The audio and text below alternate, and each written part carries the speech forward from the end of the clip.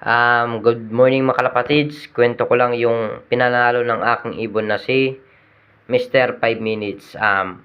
Unang sali ko sa polling nito, dapat first place talaga siya. Pero nagtago to sa kahoy, kaya pinangalan ko sa kanya Mr. 5 Minutes.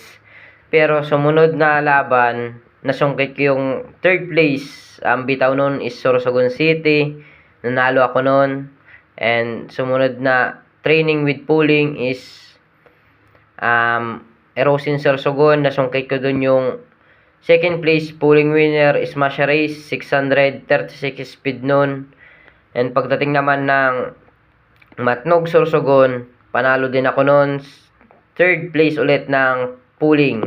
At nasungkit ko rin yung third place sprint race sa RBFCA Club na pinamumunuan ni Pres Francis Flordeles.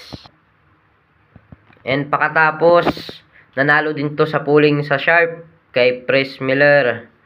Yon, kasama kong kumarga nito yung nag-breed na si Talking Loops, Siya nag-breed ng ibon na to. Lain ng speedbird niya. Sherwin Hernandez ang bloodline nito. Minakot nito sa Sharp, higit mga 3-2 plus yung pinanalo nito. Second siya sa polling 20. Ang first place noon is si Raymond Maestrado, yung tropa ko rin at talagang tropa ko rin at kasama ko palaging nagkakarga. Shoutout sa iyo, Raymond Maestrado. Polling niya lang kasi noon is polling 20. Ako, polling 20, 50, 100, SB100, SB200, and 2 birds. Panalo din to. Lahat. Sa ibang kategory is first place siya. Kaya marami akong nasungkit noon. And pakatapos, kumarga noon, kinagabihan, kinarga ko siya sa PRPC Club kay Pres Ambil. Kinarga ko siya kasama nung isang speedbird ko. First siya, tapos yung katag team niya 6th place. Nanalo ako ng 1-4 kasi first place siya sa 2 birds, polling 30, polling 50. And after 2 days, may pakargan yung CRPCI Club kay Pres Carlo Rosanes. Shout out sa iyo, Pres. Bitaw niya din noon Sorsogon City. Nasungkit ko doon yung first place polling winner, tapos polling 30, polling 50, tapos 2 birds. Nasungkit ko yun. Unang kasal sumali ako sa club ni Pres Carlo.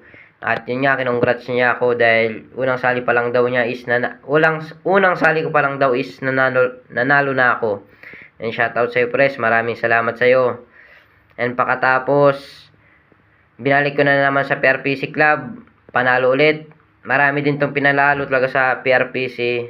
Basta sa Sorsogon City ang bitaw. Di naman sa pagmamayabang. Talagang confident ako sa ibon na tong magpe-first place siya. Kasi basta sa Sorsogon City, ang bilis niyang umuwi. Talagang asan mo. Pag 1-2, pababa na speed, dyan na talaga siya. Kaya marami. Dito rin ako nakilala sa ibon na to. Kahit papaano, may managing tropa na ako kasi yung baga, kahit paano napapansin ka na rin. Tapos, kinarga ko to, banded to ng Bato Challenge kay Pres Brian Mendoza. Nasungkit ko yung second overall champion yung bird category. First lap, Derby, lap winner ako nyan sa Bulan Sorsogon. Second lap, Smash Race. Third place ako sa Matnog Sorsogon. And third lap, Kalbayog. Second place ako. Tapos last lap, Tacloban Leyte. Yun nga, nabigo ako at di ko siya napawi. Same sila ng kapares niyang hindi nakawi.